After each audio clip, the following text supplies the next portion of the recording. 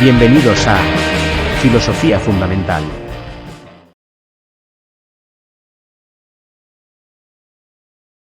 Buenos mediodías en Caracas, buenas casi noches en España.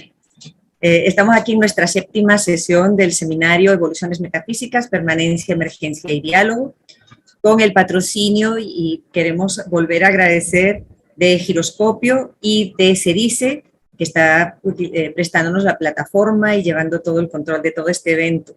Así que muchísimas gracias, que sin ellos sería imposible. Este sábado, tenemos la suerte de tener con nosotros al doctor Carlos Sierra Lechuga, que está en España, en Madrid, y voy a decir más o menos un fragmento pequeño de su currículum para que tengan una idea de quién es, porque muchos aquí no lo conocen. Carlos Sierra es metafísico, investigador y profesor de la Fundación Xavier Zubiri de España. Es doctor en filosofía por la Pontificia Universidad Católica de Valparaíso, en Chile. Es licenciado en filosofía por la Universidad Claustro del Sor Juana, en México. Actualmente erige una nueva rama de la metafísica llamada reología, de la cual nos va a hablar hoy, atendiendo a la realidad de los sistemas y estructuras físicos, centrándose en las convergencias entre metafísica y las ciencias. Vive en Madrid y lo ama, dice en su currículum. Es miembro de GM-UCB, es miembro de nuestro grupo, que es nuestro grupo de investigación de evoluciones metafísicas, autor de libros y artículos, y además creador de un emprendimiento docente y académico que se llama Filosofía Fundamental, que lleva él ahora y donde tiene el seminario Realidad y Proceso, que fue creado hace ya 3 sesiones, 3 semestres, y también un seminario de reología y todas las cosas que ahí se ofrecen, les invito a que lo busquen, Filosofía Fundamental. Y nada, sin más que decir, agradecerle al doctor Carlos Sierra, que está por estos lares, conversarnos hoy sobre esta iniciativa, esta nueva versión de la metafísica que se llama reología. Vamos a ver en qué consiste. Muchas gracias. Pues muchas gracias a los que estén por aquí, a los que puedan estar por las redes como YouTube y tal. Bueno, yo soy Carlos y lo que he intentado es hacer en este capítulo de este libro, presentar un poco una especie como de antecedentes, si acaso, una especie de precursores a la reología. Y lo que a mí me tocaría en este caso, más que hablarlos de estos antecedentes que ya están en el libro y podéis leer sobre Whitehead y Bohm o Rescher u otros, pues hablarles sobre aquello de que son antecedentes. Es decir, hablarles de qué es esto de la reología. Quiero, por favor, invitaros a que cuando termine mi breve conferencia preguntéis todo lo que sea, que os animéis, que yo no me ofendo ni mucho menos, al contrario, cuanto más me pregunten, más me estimulan y mientras más me estimulan, pues más diálogo podemos tener y así hacernos crecer esto. A ver, quiero contarles un poco qué es la reología. La reología es, primero que nada, una nueva herramienta con la que hacer filosofía, es decir, una herramienta filosófica que, lejos de entregarnos el trabajo filosófico ya hecho, ¿no? Es decir, una especie como de sistema de pensamiento que ya nos permita simplemente aplicar el modelo más o menos en las realidades que encontremos, sobre todo es una herramienta que nos exige hacer el trabajo de filosofar, ¿no? el recrear el trabajo del filosofar.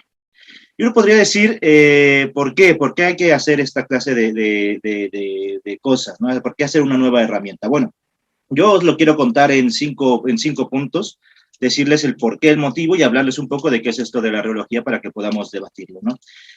Habría que decir primero que nada que el motivo de generar una nueva herramienta de la filosofía es porque hoy en día los problemas que acucian a la filosofía, y no solo, sino al pensamiento en general también, son problemas que, digámoslo así, son en torno a lo que sea realidad, ¿no? Es decir, se trata, por ejemplo, de la realidad social, ¿no? Y se trata de esa realidad social, no como en su momento se trató, no sé, el Estado como símbolo o esa clase de cosas, la nacionalidad como un símbolo, sino ahora se trata justamente de cuáles son las realidades sociales en este país y en Venezuela, que también lo sabréis, ¿no?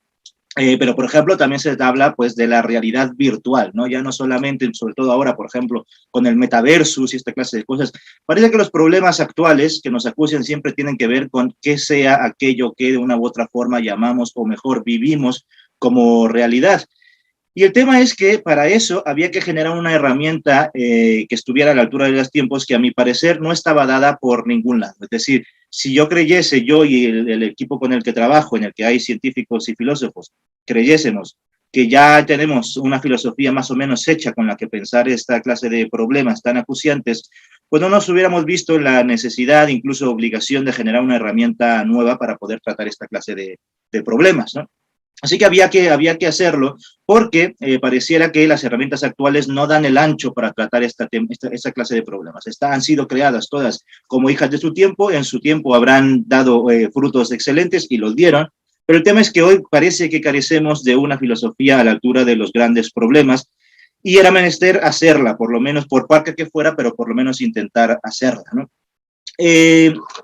Por eso, y este sería el segundo punto que yo quisiera deciros, es que la reología, que ahora diremos qué es y tal, ¿no? Estamos tratando de introducir, como digo, es más bien una herramienta del filosofar y no una doctrina de la filosofía, ¿no? Es decir, una doctrina o un así mal llamado sistema filosófico es básicamente una especie como de formulario con un núcleo duro que tiene un cinturón protector, ¿no? Es una doctrina, tiene unas premisas que hay que defender y cuyo protector lo que hace es proteger justamente esas premisas e ir adecuando medianamente ad hoc, ¿no? Lo que haya que modificar para que coincida con los observables, con los hechos, con lo que hay que explicar. Y así, por ejemplo, tenemos un montón que yo podría aquí citar algunos, aunque hay muchísimos, pues por ejemplo podríamos tener el aristotélico tomismo, ¿no? Que es una especie ya de doctrina ya hecha y de alguna forma prefabricada, que lo que hay que hacer es justificarla, defenderla y solamente ir aplicando el modelo a las diferentes realidades hasta que, como si diera de sí, ¿no? Y entonces explicar todo, por ejemplo, con acto y potencia, con materia y forma, y más o menos eso. Es decir, no se trataría tanto de conocer lo que son las cosas, sino más bien de defender el modelo y, sobre todo, de acoplar esas cosas al modelo, ir aplicando el modelo a esas cosas para hacerlo, digámoslo así, para hacerlo elástico y que siga de alguna forma funcionando el modelo, de cuenta o no de cuenta de las cosas. Y como ese sistema, pues hay un montón, ¿no? Está también incluso el materialismo filosófico de Gustavo Bueno, etcétera, que son sistemas muy rígidos, muy bien estructurados, que sirven coherentemente consigo mismos, pero que luego a la hora de la verdad es que termina por explicar poco y sin embargo se sigue queriendo, como escuela que es, como doctrina que es, como sistema de pensamiento que es, lo que se quiere es seguir manteniendo esas premisas bien acopladas, ¿no? Esto pasa, por ejemplo, con la fenomenología de Husserl. Todos aquí seguramente conocéis a Husserl, y Husserl hizo, digamos, entregó a la filosofía vamos a decir así, dos cosas, ¿no? ¿Cuáles? A saber, lo que se llama la fenomenología. La fenomenología es una herramienta de la filosofía, es decir, con la fenomenología la filosofía puede filosofar y encuentra tales o cuales determinados resultados. Sin embargo, dejó, por otro lado, y esto también es bien conocido, dejó a los husserlianos, ¿no? El husserlianismo. Y entonces ahí la cosa cambia, porque no es lo mismo ser fenomenólogo, que qué cabe duda que la fenomenología ha dado grandes filósofos, pues pensar, por ejemplo, en Heidegger, en Levinas, en Merleau-Ponty, en Michel Henry, etc. Y sin embargo, también ha dado una escuela, que es la del husserlianismo, ¿no? Y vosotros conoceréis, pues seguramente, al menos a una persona que diga que no has leído el tomo tal de Husserliana en el que Husserl ya explicaba. Entonces, ahí ya no se trata ya no se quiere hacer filosofía, sino lo que se quiere es mantener la escuela, ¿no? Mantener la doctrina, justificar al maestro y nada más. Esa es una diferencia, digámoslo así, por lo menos para darla o para hacerla evidente entre lo que es una herramienta y una doctrina. Y en ese sentido, si pensamos, por ejemplo, en alguien que ha dado una herramienta a la filosofía y que a mi parecer ha tenido una actitud bastante sana respecto de la filosofía, pues podría ser, por ejemplo, Gadamer, ¿no? Gadamer, hoy en día, pues digámoslo así, no hay gadamerianos o no hay muchos gadamerianos, no hay una escuela gadameriana y sin embargo sí hay un montón de hermeneutas, ¿no? Hablo de Gadamer como un padre de la hermenéutica, como un arquetipo, vamos, porque hay naturalmente pues unos antecesores, unos ancestros que podría ser el mismo Heidegger y otros por ahí, ¿no? Pero Gadamer como arquetipo de ese padre de una herramienta que sin embargo no ha generado una escuela que lo quiera justificar a él como profesor, como persona, sino que más bien ha generado una herramienta, ha generado hermeneutas y no gadamerianos. Bueno, pues en ese sentido, con esa analogía, con ese símil que yo os quiero poner con este relato que os cuento, esto sería la reología, una herramienta, no una doctrina. Por tanto, es una herramienta autónoma respecto de cualquier autor. Cuando algún filósofo utiliza o utilice en un futuro también la reología, no estaría citándome a mí, es decir, no estaría tratando de defender mi pensamiento, o cuanto menos tampoco el de mis colaboradores del Seminario Permanente de Reología, ni mucho menos. Naturalmente citaría nuestros trabajos, que eso es normal, ahí está explícita la reología, nuestros trabajos publicados, sí, pero no citan el sierrismo o el carlosierrismo, no, lo que usarían sería la reología, independiente, como digo, autónoma de todo autor. De hecho, hablando de precursores, entre Whitehead, Bohm, Rescher, quizás el precursor más abiertamente precursor o más explícito como tal, pues sea Javier Zubiri, un filósofo español que quizás conoceréis, aunque probablemente lo conozcáis poco. Bueno, pues esto es un señor al que citamos mucho en nuestros trabajos y sin embargo la reología es autónoma también de él, ¿no? La reología en este sentido no es un subirianismo, como no sería la fenomenología un husserlianismo, ¿no? Aunque sí que es verdad que haya subirianos haciendo otras cosas en otros lugares que no somos nosotros, ¿no? Entonces eso habría que tenerlo claro. Entonces hemos dicho, por un lado, que es una herramienta que ha surgido, primer punto, habida cuenta de que no hay herramientas para poder tratar problemas actuales, creemos nosotros en filosofía, y segundo, que es una herramienta como tal autónoma respecto de cualquier autor y por tanto no es una doctrina, no es una escuela, no es un sistema de pensamiento que haya que defender, sino más bien una herramienta que hay que construir y que hay que utilizar. Ahora bien, dicho eso, y permitidme un segundo,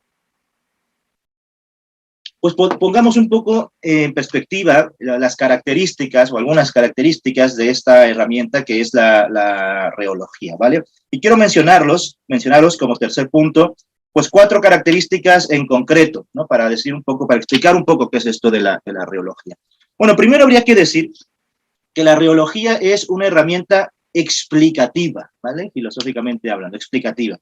Y para darnos a entender en cada caso, en estos 4 puntos que quiero, en estas 4 características que os quiero decir, voy a poner siempre la característica respecto de su contradistinto para que veamos por contraste qué es lo que se quiere decir, ¿no? Claro, es una herramienta explicativa. Esto significa que no es solo descriptiva, ¿no? En filosofía, vosotros sabéis, digamos así, el contradistinto de descripción es la explicación. Y ha habido filosofías que abiertamente han querido permanecer en el momento descriptivo de la investigación. Por ejemplo, nuevamente, la fenomenología, ¿no? La fenomenología pone entre paréntesis, por principio, las explicaciones para quedarse con el momento descriptivo. Quiere hacer una descripción de hechos para después hacer su análisis de esencias y esa clase de cosas. Pero poner no en tela de juicio, sino poner entre paréntesis las explicaciones y simplemente describir lo dado como dicen ellos, ¿no? Pero otra herramienta que también hace eso ha sido, por lo menos clásicamente, la filosofía analítica, ¿no? La filosofía analítica también lo que quiere es quedarse en el momento descriptivo, ellos dirían analítico, de la investigación, y en este caso lo que hay que describir, léase, analizar, en este caso es analizar unas proposiciones y concretamente unas proposiciones determinadas que son las de la ciencia. No van a la explicación, digámoslo así, por principio no quieren ir, creen que la filosofía de hecho es un saber de segundo orden, y no es menester ir a explicar, sino simplemente basta con, digámoslo así, constatar, describir y describir bien. Ahora bien, ¿qué duda cabe que la descripción, y sobre todo una descripción bien hecha, es necesarísima en filosofía? El tema es que, aunque es necesaria, no es suficiente. Los filósofos, de alta alcurnia y desde muy vieja data, siempre han querido explicar, dar cuenta, fundamentar, habría que decir, con rigor, ¿no? Hay que fundamentar filosóficamente y no solamente describir en este caso, ¿no? Es decir, sí, se puede uno partir como primer momento de la investigación, de la descripción, pero es menester no solamente saber qué es lo que pasa, sino también intentar dar un fundamento filosófico de por qué pasa lo que pasa.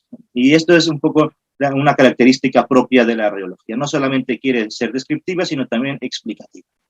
Segunda característica que diría yo a propósito de la reología, y es que es una herramienta, además de explicativa, factual, ¿vale? Factual. Aquí el contradistinto con el que hay que repensar o pensar la idea de la factualidad, el carácter factual de la reología, es que no es especulativa, ¿no? Es decir, entre lo factual y lo especulativo. Hay filosofías, sobre todo más bien de otros tiempos, más que del nuestro, que son muy dadas justamente a la especulación. Bastaría con tener unas premisas más o menos evidentes, mucha gente creería que evidentes, y que en virtud de esa, pues bastaría con simplemente hacer una especie como de despliegue de la razón, ¿no? Pienso, por ejemplo, en los idealismos, no solamente el trascendental, sino también el absoluto, etcétera, que de alguna forma, más que atenerse a lo factual, lo que intentan es especular, por mucho que la especulación haya tenido su sentido en su momento, y que además significa algo mucho más serio que lo que de común se entiende por especular, ¿no? Pero hoy en día, sin embargo, la filosofía, nosotros lo veréis, ¿no? En vuestros círculos filosóficos, es difícil que se acepte, no solamente en la filosofía en particular, sino en el pensamiento en general, cuestiones de tipo especulativo. Parece que la gente y los filósofos y los científicos, parece como que queremos, sobre todo después de Nietzsche, con los de Hegel, con los post-hegelianos y tal, pensaba en Nietzsche, como que queremos ser fieles a la tierra, de alguna manera. Y si esto es expresado de muchas formas en la historia de la filosofía. Nietzsche decía, hay que ser fieles a la tierra, filosofar con el martillo, el instante de Kierkegaard, la praxis de Marx, etcétera, y naturalmente hasta la intencionalidad de Husserl, el ser en el mundo de Heidegger y tal, como que hay que la actualidad de subir, y justamente pareciera que habría que estar pues eso, ser fieles a la tierra. Como decía justamente el proyecto naturalista de la filosofía analítica, lo que dice es que hay que traer las especulaciones a la tierra, ¿no? Y se habla justamente por eso en nuestros días de tantos naturalismos, se hablaba hasta hace no mucho de tantos materialismos, etcétera, ¿no? Incluso ahora, incluso proyectos de religiosidad naturalista, ¿no? Bueno, pues esta idea de naturalización o de materialización, o como se quiera decir, podríamos decirla sin meternos con ningún compromiso de eso, naturalista o materialista o del tipo que se quiera, con ese carácter de factual. La reología, para poder dar cuenta explicativa, filosóficamente hablando, de las cosas, es necesario que se quede en este mundo, por así decirlo, que no vaya a otros mundos para medio intentar explicar, es decir, hacer una apelación a la ignorancia, de explicar lo desconocido mediante otro mundo más desconocido aún. Y en ese sentido decimos en reología que no hacemos los reólogos lo que hemos llamado sci-fi, ¿no? Philosophy fiction. Así como en la ciencia existe algo alternativo en literatura que se llama sci-fi, la ciencia ficción, por coger de la ciencia lo que más le interesa y coger de los hechos o de la realidad pues lo que más le conviene a fin de hacer un relato literario muy mono como puede ser Interestelar de Nolan o de esta gente, a pesar de eso, o sea, así como lo hay en la ciencia para hacer una buena literatura, también lo hay en la filosofía. El problema es que en la filosofía no se buscan esa toma arbitraria de ideas que me gustan y otras que no, y de hechos de la realidad que me gustan, que me convienen y otros que no se toman para hacer literatura, sino justamente, y ahí está el carácter problemático, para hacer filosofía, o sea, para decir que eso es filosofía. Bueno, cuando se hace en esa clase de cosas, ¿no? En los mundos posibles, los zombies filosóficos, los cerebros en cubetas, esa clase de cosas, lo que se está haciendo, creemos nosotros, metodológicamente hablando, no tanto de aquello de lo que se habla, sino metodológicamente, es, vamos a decirlo así, un error. Se está haciendo filosofía ficción, y el tema es que con la filosofía ficción, pues decimos mucho sobre los zombies filosóficos, pero poco sobre las personas de carne y hueso, ¿no?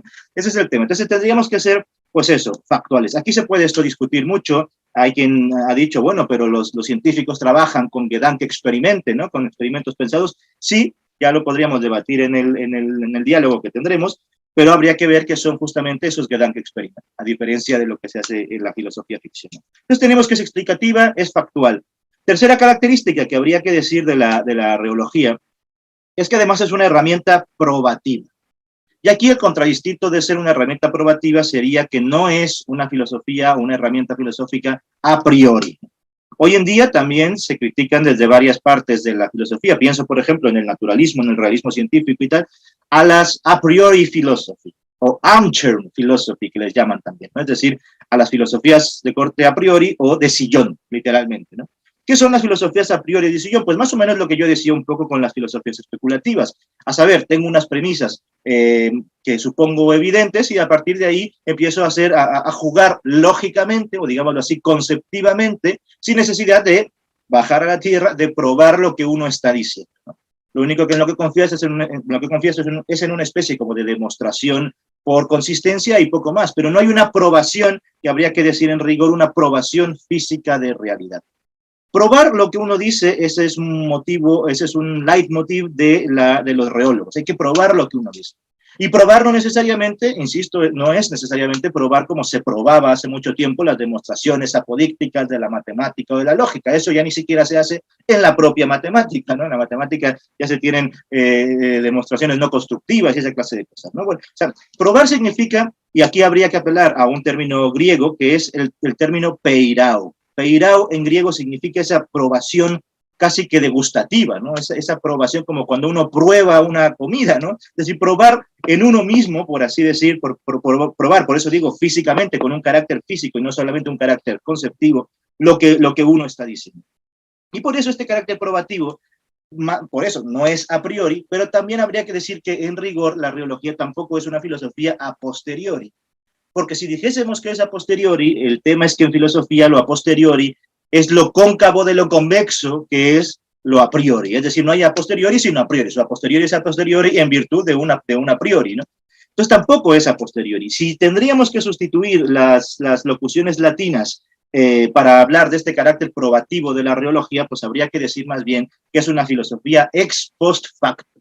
Filosofa desde el hecho, ¿no? Desde luego del hecho, desde el hecho pasado, desde una vez que han pasado los hechos es como se filosofa, no antes, no previo, no a priori, no independiente, no, sino probativamente. O incluso, si se nos permite otra expresión latina, habría que decir que es in rebus ipsis, se filosofa in rebus ipsis, ¿no? En medio de las cosas mismas. No afuera de ellas, no ajenos a ellas, no absortos a ellas, sino in rebus ipsis. Y ahí está, como digo, el carácter probativo. Y en ese sentido, si me permitís, en ese sentido es que tomamos una enseñanza, por ejemplo, de las lógicas o del pensamiento no occidental, concretamente el pensamiento oriental, en el que el silogismo oriental funciona no solamente siendo lógicamente válido, sino que además necesita todo silogismo, así razonan pues, el Bhagavad Gita, así razonan, podréis ver los razonamientos, y no solamente tiene que ser lógicamente válido, sino que además debe contar el argumento con un ejemplo, con al menos un ejemplo. De modo tal, a diferencia de Occidente, que en Occidente basta con que el argumento sea lógicamente válido, aunque no sea, por eso se puede hacer una lógica formal sin contenido. O sea que, bueno, pues eso en Oriente no se da. Se necesita al menos un ejemplo. De modo que si el argumento fuese lógicamente válido, pero no tiene un ejemplo, pues digámoslo así, no es lógicamente válido. ¿No? Le falta, por así decir, ese carácter probativo de darnos al menos un ejemplo. Pues en el caso de la reología sí que damos ejemplos todo el rato, porque justamente lo que queremos es estudiar las cosas y ver si en efecto funcionan como creemos que van funcionando, ¿no? Y no más bien darle mayor premisa a nuestros sueños de la razón, como decía por ahí Pascal o Shakespeare también, ¿no? Así que esa es, digamos así, la forma en la que se le da rigor al argumento, dándole por lo menos, al menos un ejemplo. Cuarta característica, perdonad, ya hemos dicho que es explicativa, no solo descriptiva, factual, no especulativa, probativa y no a priori. La cuarta característica de la reología es que es una filosofía tradicional, pero no es, y aquí está el contradistinto, no es tradicionalista. Una filosofía tradicionalista lo que hace, o es tal en virtud de descontextualizar la tradición y poner a un autor del pasado en el presente como si valiera pensar el presente con lo que ha dicho una persona del pasado, ¿no? Ponía yo el ejemplo del aristotélico tomismo, ¿sí? O de cualquier otro. Saco a Aristóteles, un señor del siglo IV antes de Cristo, y lo pongo a pensar en el siglo XXI. Bueno, eso, me parece, no le hace justicia al autor, no le hace justicia al propio Aristóteles, ni cuanto menos a la propia realidad que hoy tenemos para pensar. Eso no significa que no tengamos que leer a los autores y de alguna forma articularlos en una especie de estructura dinámica en general, que es la historia de la filosofía completa, en su dinamismo y con sus problemas y tal, pero justamente verlos en su circunstancia y por tanto ser aristotélico implicaría al mismo tiempo ser agustiniano, ser tomista, ser kantiano, ser hegeliano, etcétera, hasta que llegue uno a nosotros. Eso sería ser tradicional, pero no tradicionalista. Y hay que remarcarlo en esta característica de la reología, que es que hay que ser tradicionales, porque tampoco es verdad que todos podamos descubrir el Mediterráneo, ¿no? Es decir, que descubramos las cosas que no, como si no hubiesen estado dichas ya desde antes. Hay muchas cosas que están dichas, por eso hay que montarse en una tradición, pero uno se monta en la tradición para, como se dice, ver sobre los hombros de los gigantes y no a través de sus ojos. Somos tradicionales, pero no tradicionalistas. Y en ese sentido paso al cuarto punto, ya no de las características, sino cuarto punto en general de esta conferencia, posibilitado por esta idea de la tradición y lo tradicionalista, es que la reología no es ontología, ¿vale? ¿Por qué hay que decirlo? Porque uno podría pensar, bueno, si la reología al final es una herramienta que lo que quiere es estudiar las cosas y tal, dar cuenta de ellas y todas las características que hemos dicho, pero las cosas, en última instancia, a ellas mismas, a ellas de suyo, ven y por sí mismas, por así decir, para eso ya teníamos la ontología, diría alguien, ¿no? Bueno, pues lo cierto es que no. La verdad es que no. La ontología, uno puede decir, como se dice en la calle o se dice también en muchos círculos académicos, sin ningún rigor, ¿no? Cuando uno se quiere referir a las cosas, dice, es que eso es ontológico. Un poco contraponiéndolo a lo subjetivo, ¿no? O a lo epistemológico, ¿no? Eso es epistémico, epistemológico, esto es ontológico, como se quiera decir. Bueno, se puede hablar así porque siempre se puede hablar como uno le dé la gana, pero en rigor filosófico, no es ontológico, no ha significado nunca algo relativo a las cosas. La palabra ontología y el concepto ontología solo surge hasta el siglo XVII, en 1606, con Jacob Lorja, uno de los exponentes de la Schulmetaphysik. La Schulmetaphysik es la escolástica luterana. Una escolástica luterana que hereda cierto momento de la filosofía de Francisco Suárez, pero que en sentido estricto su filosofía ya es otra muy diferente de la de Suárez. Es una filosofía, pues eso, conceptista, logicista y tal, que termina, ya esto sí que los conoceréis, porque, bueno, aquí está Jacob Lorja, pero también Abraham Kellogg, Rudolf Goeckel, etcétera, puros desconocidos, que sin embargo han tenido una gran influencia en la filosofía, porque justamente la escolástica luterana ha concluido en lo que, eso sí lo conocéis, en el racionalismo alemán, o no solo alemán, pero el racionalismo en general. Sus últimos exponentes, que son los racionalistas, pero los últimos exponentes de la Schulmetaphysik, pues son justamente Leibniz, Wolff, Baumgarten, etcétera. Pues justamente quien sistematiza la ontología, metafísica, es Wolff, ¿no? Con la metafísica general y todo esto. Bueno, pues cuando Kant debate contra la escolástica, está debatiendo contra esta escolástica luterana, no contra la escolástica que todos tenemos en mente, no está debatiendo contra Escoto, ni contra Tomás de Aquino, ni contra nadie de estos, porque no los conocía. Está debatiendo contra la escolástica luterana, que es justamente los padres, la Schulmetaphysik, los padres de la ontología, ¿no? Bueno, ¿qué decía Jacob Lorja de la ontología? La ontología la define, aunque escribe en latín, la define en griego como la episteme tu noetu en noetu, es decir, la ciencia de lo inteligible en tanto que inteligible. En efecto, la ontología lo que ha querido estudiar, por así decirlo, saber, conocer, ¿no? Hacer ciencia es de lo puramente inteligible. Por eso Leibniz, mucho tiempo después, dirá pues, que es el estudio de los posibles, es decir, de lo que no es contradictorio. Es decir, la ontología se mueve en un momento, por lo menos digamos así, la ontología original, se mueve en un momento conceptivo de la investigación, en un momento de los conceptos, de que sea lo puramente inteligible, lo no contradictorio, lo consistente, etc. No quiere estudiar las cosas mismas. Suárez decía que la metafísica es el estudio del ente real, pero fueron los de la Schulmetaphysik los que dijeron que era el estudio del ente de razón, ¿vale?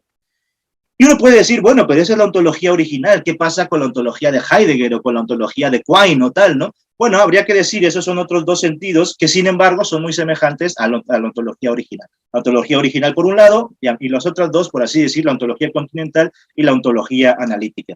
La ontología continental del ser en tanto que ser, del estudio del ente en tanto que ente, y esta clase de cosas, siguen bebiendo justamente de la idea del ser, de lo ente, etcétera, por la vía conceptiva.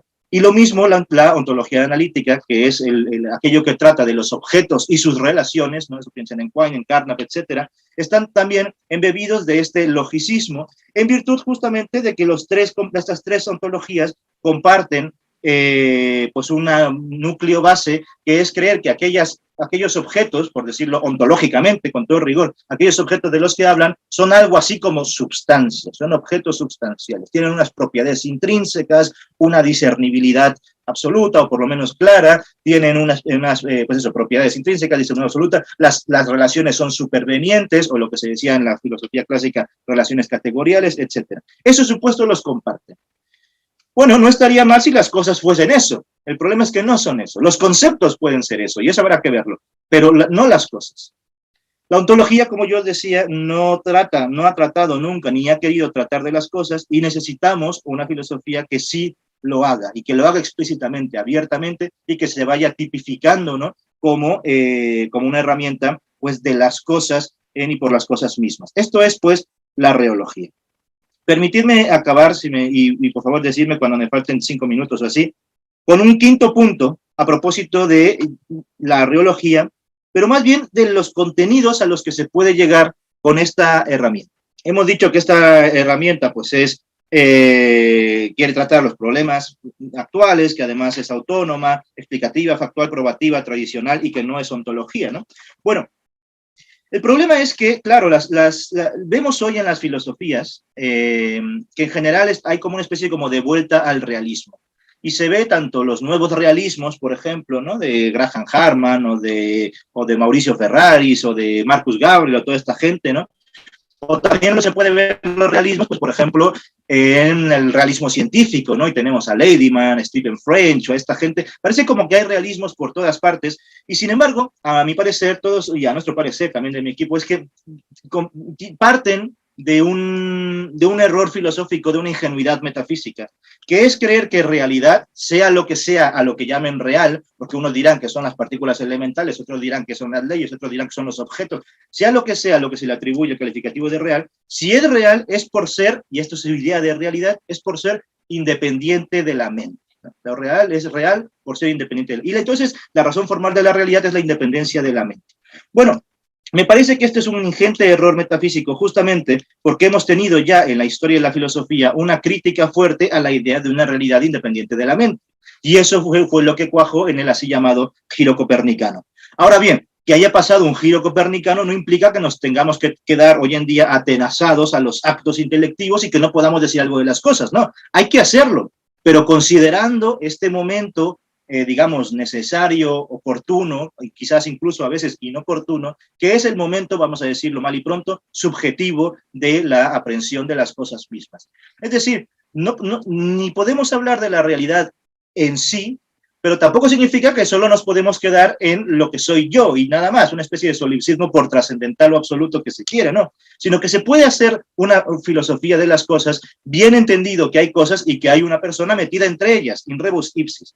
Bueno, pues se trataría de hacer del problema metodológico que tienen estos realismos, de tener como momento de partida la independencia de la mente y un momento de llegada el giro copernicano, habría más bien que invertir el esquema y partir, por así decir, del giro copernicano, vamos a decirlo nuevamente mal y pronto, de la subjetividad, y poder llegar, si acaso, a la idea de la independencia de la mente como realidad. Pero como conclusión, no como premisa. Esto significa entonces que para invertir este esquema típico y digámoslo así de error metodológico de otras filosofías al uso, lo que hay que hacer es sustituir o superar o reasumir la ontología, de la que ya he hablado, y la epistemología, porque el primer y único gran problema de la epistemología es el famoso puente epistemológico, que por principio no se puede responder porque el sujeto y el objeto, así entendidos como dos cosas separadas, nunca van a poder fundirse luego de su separación. Habría que sustituir, como digo, ontología y epistemología con otras herramientas que estén a la altura de los tiempos. Y sustituiríamos, en la metafísica que estamos haciendo, la epistemología con lo que se llama, no lo llamamos nosotros, se llama ya la noología, que eso lo podemos ver qué es esto en el debate, y la ontología con lo que digo, como con la reología. ¿Qué quiere decir eso dicho muy brevemente?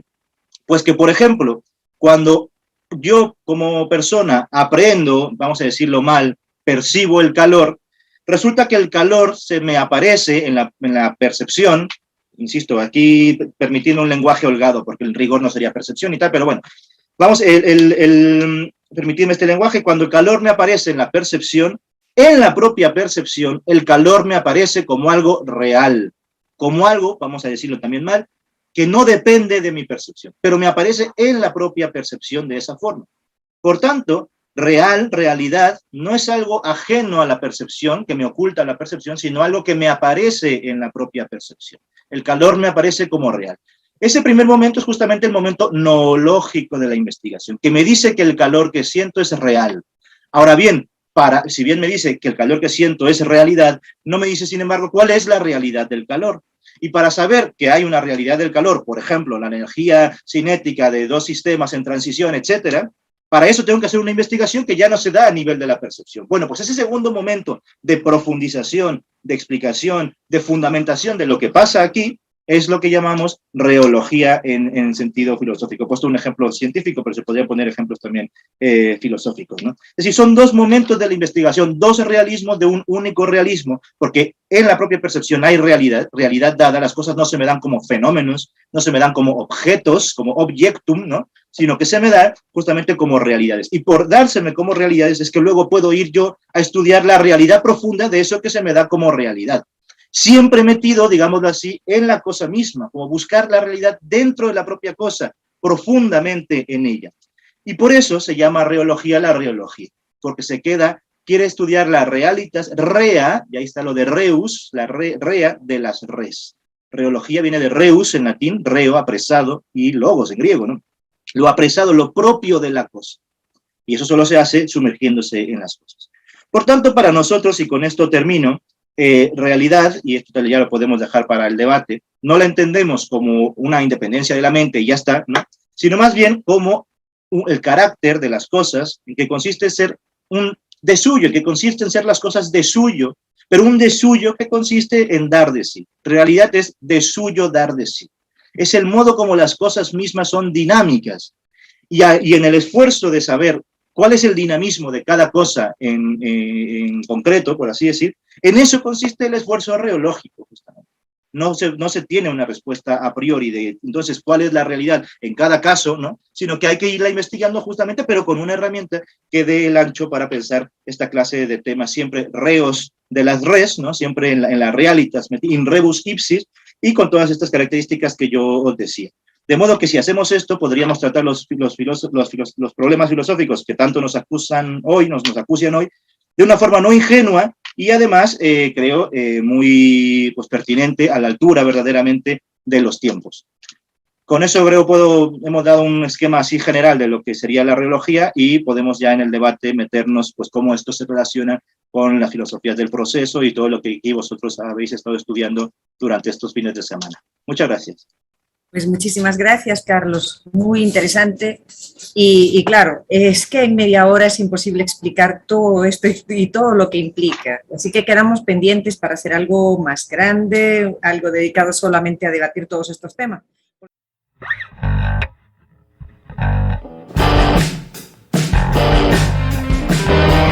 Esto fue Filosofía Fundamental.